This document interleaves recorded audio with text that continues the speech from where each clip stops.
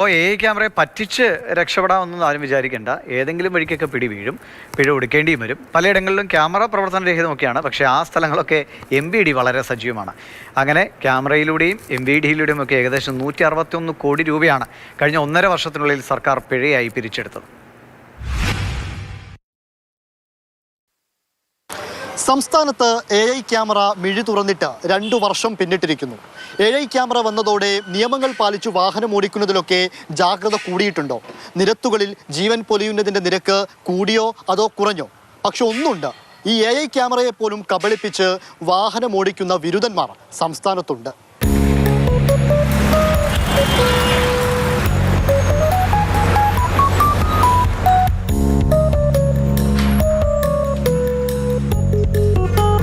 പക്ഷേ അങ്ങനെ AI ക്യാമറയെ പറ്റിക്കാൻ ശ്രമിച്ച പലരും കുടുങ്ങിയിട്ടുണ്ട്.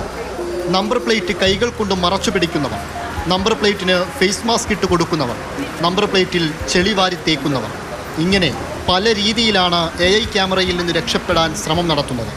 കൂടുതലും വിദ്യാർത്ഥികളുമാണ്. എന്നാൽ അതുകൊണ്ടൊന്നും കാര്യമില്ല. ഒരു തവണ നിങ്ങൾ ക്യാമറയിൽ പതിഞ്ഞിട്ടുണ്ടോ, പിന്നെ എന്തൊക്കെ ചെയ്താലും വീണ്ടും പിടിക്കപ്പെടും.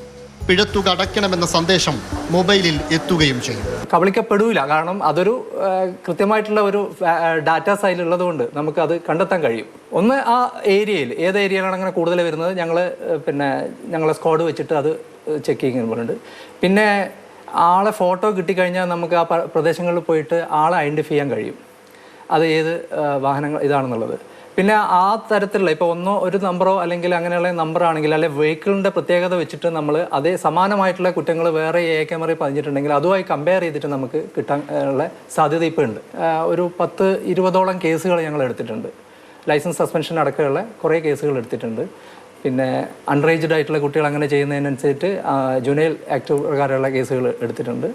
726 ക്യാമറകളാണ് സംസ്ഥാനത്ത് കെൽട്രോൺ സ്ഥാപിച്ചിരുന്നത്. ഇതിൽ 50ലധികം ക്യാമറകൾ കേടുപാടുകൾ സംഭവിച്ച് ഇപ്പോൾ പ്രവർത്തനരഹിതമാണ്. കോഴിക്കോട് ജില്ലയിൽ മാത്രം 4 ക്യാമറകൾ പ്രവർത്തിക്കുന്നില്ല. കോഴിക്കോട് ബീച്ച്, വടകര ബീച്ച്, വട്ടോളി ബസാർ, രാമനാട്ടുകര എന്നീ സ്ഥലങ്ങളിലെ ക്യാമറകളാണ് പ്രവർത്തിക്കാത്തത്. ക്യാമറകൾ പ്രവർത്തിക്കുന്നില്ലല്ലോ, ഇനി അതുവഴി നിയമം ലംഘിച്ച് യാത്ര ചെയ്യാമെന്നാണ് കരുതുന്നതെങ്കിൽ പണി പാളും. ക്യാമറകൾ പ്രവർത്തിക്കാത്ത സ്ഥലങ്ങളിൽ MVD സജീവമായ വാഹന പരിശോധന നടത്തി വരുന്നുണ്ട്. ഞങ്ങളെ ഇപ്പം കോഴിക്കോട് ജില്ലയിലെ 1-2 ക്യാമറകൾ ഞങ്ങളങ്ങനെ ശ്രദ്ധയിൽപ്പെട്ടപ്പോൾ ഞങ്ങൾ വളരെ നല്ല രീതിയിൽ ഓപ്പറേറ്റ് ചെയ്തു. അവിടെയൊക്കെ നമ്മൾ മഫ്റ്റിയിലാണെങ്കിലും നമ്മളെ സ്ക്വാഡുകളൊക്കെ പോയിട്ടും ചെയ്തു. 2023 ജൂണിലാണ് AI ക്യാമറകൾ സ്ഥാപിച്ചത്. ആ വർഷം 48,068 വാഹനാപകടങ്ങളാണ് നിരത്തുകളിൽ ഉണ്ടായത്. 4,084 പേർ മരണപ്പെട്ടു. 48,919 അപകടങ്ങളാണ് 2024 ഉണ്ടായത്. 3,774 പേർ മരിച്ചു. 2025 ജൂലൈ വരെ 28,742 അപകടങ്ങളുണ്ടായി. 2,107 പേരാണ് മരിച്ചത്. അപകട നിരക്ക് കൂടുകയും മരണനിരക്ക് കുറയുകയും ചെയ്തു. ഇരുചക്ര വാഹനം ഓടിക്കുന്നവർ തന്നെയാണ് ഏറ്റവും കൂടുതൽ അപകടത്തിൽ പെടുന്നതും മരണപ്പെടുന്നതും.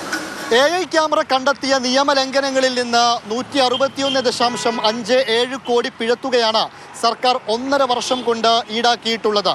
ഒരാൾ ഒരേ നിയമലംഘനം തന്നെ പല കുറി നടത്തിക്കഴിഞ്ഞാൽ ഒരു പക്ഷേ ലൈസൻസ് അടക്കം റദ്ദു ചെയ്യപ്പെട്ടേക്കാം. നിയമം കുറെ കൂടെ കർശനമാക്കുന്ന കാര്യങ്ങൾ അണിയറയിൽ തകൃതിയായി നടന്നുകൊണ്ടിരിക്കുകയാണ്. അതായത് AI ക്യാമറ അത്ര നിസാരക്കാരനല്ലെന്ന് സാരം. ക്യാമറമാൻ ജസ്റ്റിൻ മാത്യുവിനൊപ്പം ഇംതിയാസ് കരീം, മാതൃഭൂമി ന്യൂസ്, കോഴിക്കോട്.